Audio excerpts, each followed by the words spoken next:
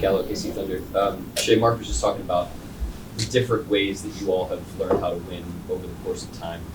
Tonight did not look like a few nights ago in Portland or the night before that. How do you think that's evolved with this group of recognizing, all right, this is this type of game tonight, and we've got to go get it this way? Yeah, we prioritize winning, and all of us from 1 through 15, whatever it is, are committed to that, and we'll do whatever it takes to win. Teams are good in the NBA, obviously. Every night calls for a different challenge. It's just about us facing it head on and trying to, like I said, prioritize winning through it. How does having Chet Kenrich change you all as a team? It seemed like he kind of put a stamp on the game in some ways. Yeah, he does all the little things. Teams need to win basketball games. We saw it in multiple ways tonight. He does rebounds, cuts, stops defensively, steals, blocks, charges. He does everything. All the little stuff is stuff that kind of doesn't get noticed. But yeah, that's where he hangs his hat every night. He was great tonight. Can you talk about prioritizing and winning? How important is it to be able to win a game specifically this way, like taking charges, kind of grinding out some of it? Yeah. Like I said, the games, every night's different. Some nights you make more shots than others. Some nights, like you have to grind it out. It's the best teams ever have found a way to win throughout every circumstance. The more we can train that muscle, the better for us in the long run. Feel good to get to the free throw line tonight, that was For sure. 15 straight games, 20 or more assists for you guys. It seems like you guys are prioritizing making sure you get good shots and playing for each other. How much of the emphasis was that for you guys? It's always been that for us. Making the right basketball play, both ends of the floor, but especially offensively. Putting guys in good positions offensively to play in their strengths. I think we're getting the hang of it for sure. Shai, tonight you passed Serge Ibaka, third all-time in Thunder scoring, non-Seattle guys. Just want to ask you what that means to you as like a Thunder guy, because I think it's sneaking up on people. This is your 5th year here in Oklahoma City. Just kind of establishing your name among like some of those guys who are kind of like the founding fathers of the franchise. Yeah, it's cool. Stuff like that is always cool. Something you dream of as a kid. Obviously, the list has some heavy hitters on it. Honored to be on the list, but I kind of don't pay too much attention or focus on it. We won tonight, and that's all that matters. Say, obviously, you've been a pro for a while now, and Mark was just talking about, I think 2 years ago was around the time where teams started to aggressively double you and late games try to change the game. Just how do you feel? Maybe you don't feel that you've mastered it yet, but how do you feel? I know it's an ongoing process. How do you feel you've been able to deal with late doubles and teams taking the ball out of their hands and finding ways to win otherwise? It's been a process. I feel like I'm getting better at it for sure. The best players to ever play go through it. And it's about reps and trying to figuring out what works for you. My coach has been great with helping me that. My teammates have been really good. Knowing it's coming as well and being ready in spots when the ball comes out the trap to make plays and make the next basketball play. Yeah, it's a whole team effort, but we've all gotten better at it for sure. Anybody else? Shai. OKC Thunder, Chet, after some of the more high-scoring games on the road, this was a little bit more of like a grind it out, execute possession by possession. What did that feel like out on the floor to you all as you kind of had to just chip away possession by possession? Yeah. Not every night, every shot's going to go in, so you have to figure out how to win no matter what circumstances you're playing with. And tonight we didn't shoot as hot from the floor, but we did a good job of figuring out other ways to make plays and win. Isaiah Joe did get the memo. He was still making shots, so, which is great to have. But yeah, we figured out how to make it happen. Speaking of him, it seems like you guys get so much out of those sets out top with him as the screener for Shai. What's opening up on the backside for you all? How does that unfold from your vantage point when they execute on that? Yeah, it's just, him and Shai playing that action up top and then reading what happens after that. If they stay with Zay, Shai usually has a lane, and then it's playing off the weak side low man help, whether it's cutting or filling or whatever. And if they put two on the ball and give it to Zay, they'd be dumb not to rotate. It's usually 3 points if they do that. And when they do rotate, then it's on us on the backside to make the right play, whether it's cutting or making an extra pass or knocking down a shot on the corner swing, whatever it might be. Just kind of making sure whatever the other team does is wrong, and just figuring out how to play out of that. And then Kendrick hit you late with a nice pass that for a big bucket. What's it been like having him back out on the floor? How does he change you guys? Man, he's huge. He brings energy every single night. He brings it. He's ready, and he makes big plays for us on both ends. He's a great connector. He connects everybody, brings them together out there on the floor. Not only with his play style, but also with his personality and the way he leads. It's great to have Unk out there, and look forward to continue to play with him.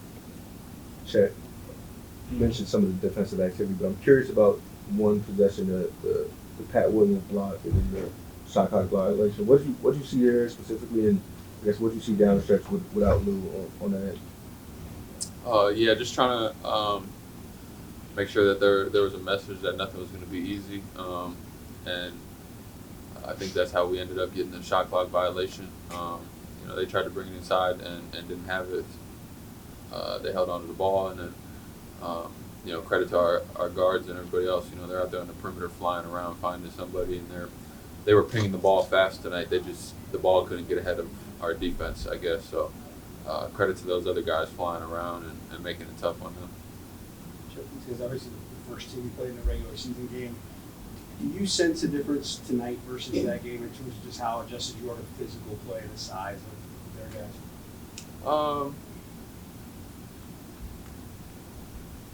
It always helps having a game under your belt. You know how they play, what they do, and you can really kind of have something to reference to, I guess.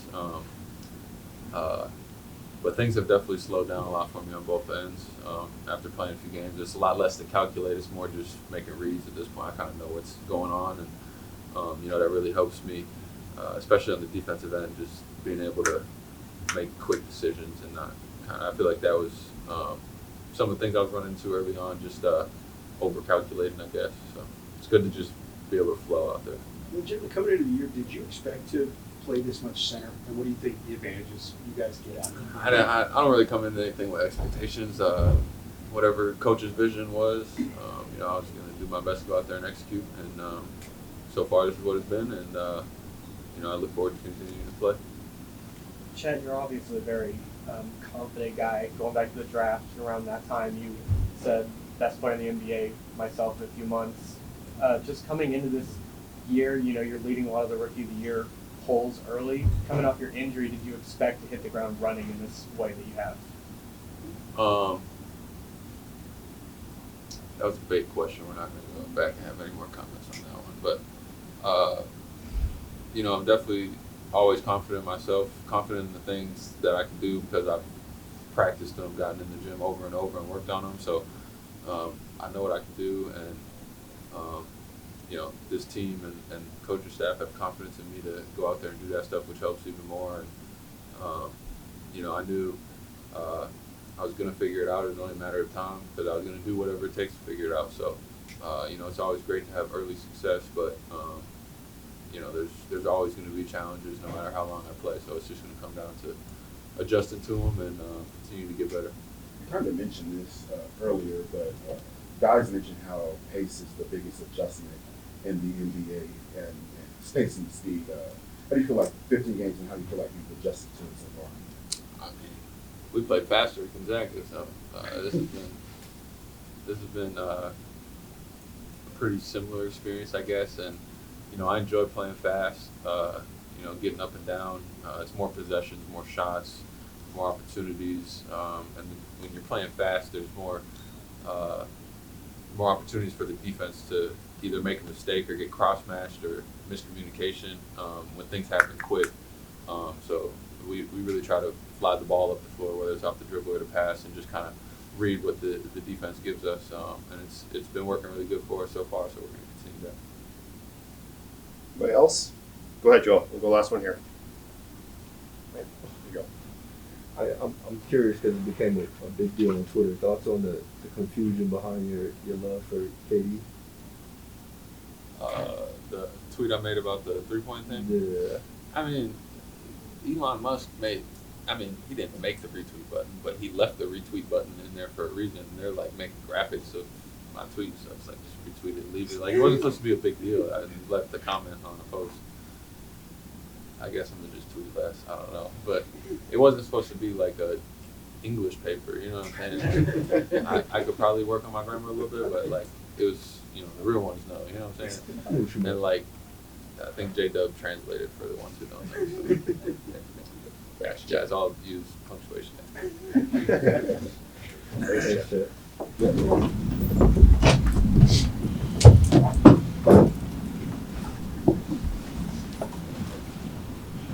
Nick Gallo, OKC Thunder. Tonight's game flow was just very different than the last few games have been. But Shai was saying, over the course of time, you guys have learned to win a lot of different ways. What's that like for you all internally as you're sort of processing a game as it's unfolding and what's gonna be required? Yeah, I think it's kind of turning into an identity. We had to play a 48-minute game right there. We came out pretty good, but got lax in the third, and they made it a really close game. So we just had to knuckle down and find the energy and the will to win going into the stretch. And then that play that you all run, that kind of set where you're able to come and screen for Shai, and it doesn't always end in a shot for you. But what can you create then secondarily out of that? Because it seems like you guys got a lot of good action even beyond just the shot there for you. Yeah, we're really just trying to create confusion between the guards. As you know, we have one of the best people at driving, getting to the lane. So whenever I'm coming up there to set those screens, if we confuse the guards, he's either getting down to the lane or they're helping off strong like they did a few times today, and we're getting wide open shots. I think it's just a good action just to get the ball moving, because sometimes I don't get the shot, sometimes I'll swing it to the corner and we get a little inside out action. So it's just good action for us. You guys are so used to having Lou out there in crunch time as kind of that go-to defensive stopper. Was this a good experience for you all to not have him on the floor and for it to be a little bit more of like each of these other guys kind of stepping up and trying to take on those matchups? Yeah, but we trust everybody that we have, from the starting five all the way down to the end of the bench. Aaron Wiggins came in and played big minutes. Kenrich came in and played big minutes, especially guarding their best player. So Lou did a good job, but we had guys that really stepped up, and that was really what helped us keep the win. You mentioned the other night how have you taken a leap on the defensive end? What's been the key for you on that end? Is it a lot of film study? Is it working with Lou? Like what's been the thing that's gotten you to that leap? Yeah, I feel like I have a good IQ, on the defensive end, and then fortunate enough we have guys like K. Rich, Lou, Aaron Wiggins, J-Dub, who are also great defenders, and I can learn from them each and every night.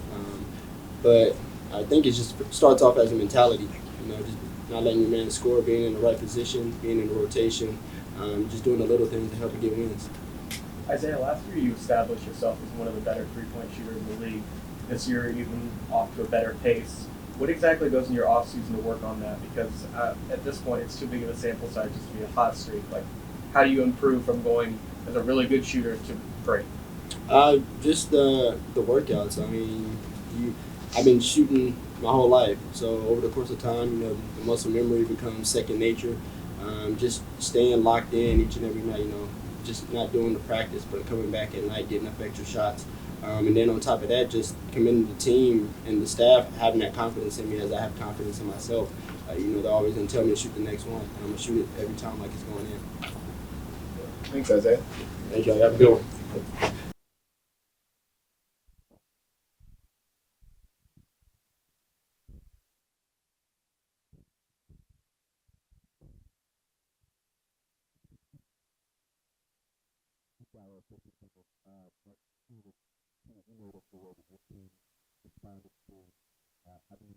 We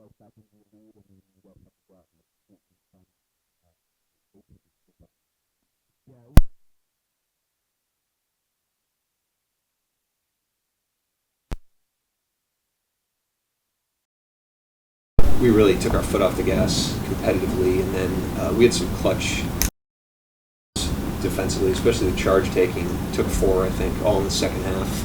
Those were really big plays for us, especially in a grinded out type game. And then good execution down the stretch, just getting shots and getting into offense, executing, and moving the scoreboard with a lead.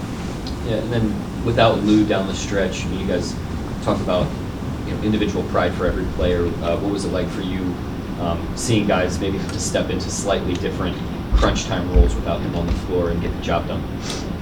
Yeah, I mean, I thought DeRozan got it going there in the second half against everybody, especially with the free throws. So he was tough to slow down. I thought right at the end we were able to get a grip on that. But like I said, he was tough in the second half. We needed everybody tonight. We get good lifts from the guys on the bench. It's a good win. And then just that play that you guys can run out top with Isaiah as the screener, he doesn't always get a shot with that, but what does that start to unlock for the entire 5-man unit when you get that set going? Just space, it's a space thing. He's just got great shooting gravity, shoots it with confidence, and so there's a lot of different ways you can play that, but you're reactive to him no matter how you play it. And Shai obviously with the ball at the top of the key, so it's been successful for us. They've really gotten a good chemistry with it. Teams obviously know it's coming, but we've got a lot of reps. Those two guys in particular have a lot of reps, so just something we can keep building on.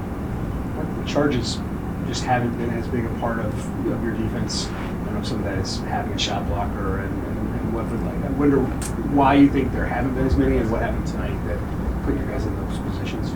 Well, K. Rich missed time, Jay Will missed time, and those guys are the charge guys. Isaiah is usually really good with that as well, but that's got something to do with it. Those guys are back out there. We've done a good job with paint protection, rim protection.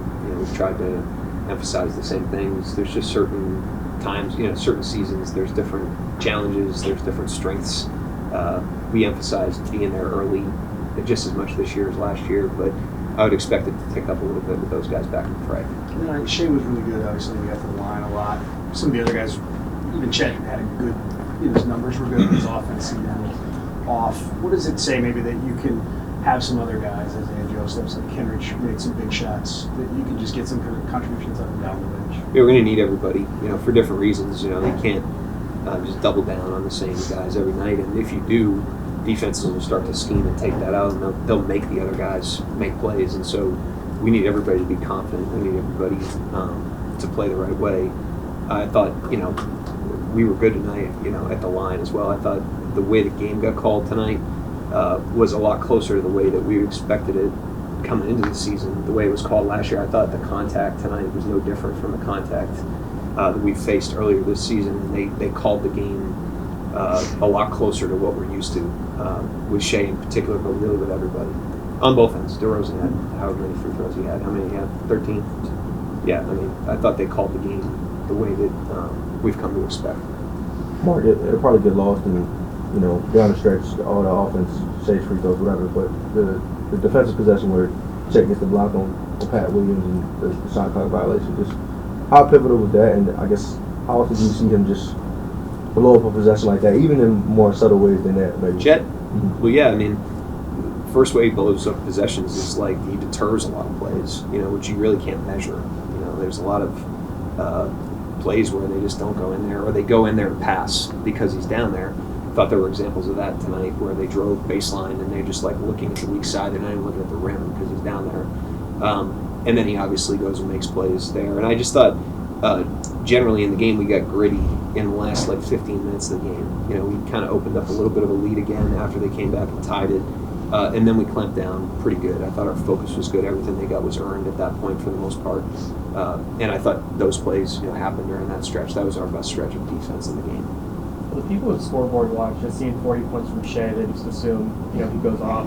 It's not a two-way performance. But tonight it seems like he was very effective on both ends, just getting in passing lanes, just mucking things up. There aren't a lot of guys at the All-NBA level who play both ways. Can you just kind of quantify the value that is for a guy who can play elite on both ends? Yeah, I mean, it's the game's 50% defense, and if those guys are on the court as much as he's on the court or anybody else, they're accounted for defensively in those possessions as well. It's not football where you just play quarterback. And to have a guy that's as engaged as he is, as smart as he is, he obviously gets his length into the game with his deflections and his blocks.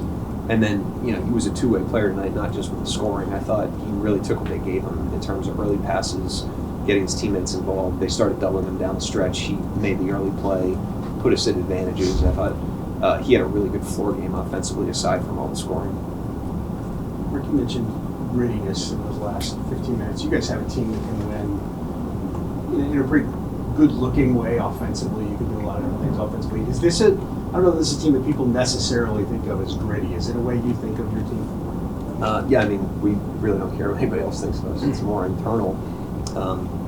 And it's really like we want to be a team that is a compete together team, and we got to put the compete in that phrase. And I think we've done that. We get guys. There's a mental toughness to the team. There's a collective toughness to the team. There's a willingness to be physical. The Chargers are an example of that, but just touching guys up is an example of that. And I thought, we've had really good shooting games up to this point where the offense has really clicked because we finished plays with a lot of made shots. And tonight that wasn't the case. Isaiah got it going late. K-Rich had some big threes, but collectively we didn't shoot it as well as we have. And so we needed to win a different way tonight. And to the credit of the guys, we found a way to do that.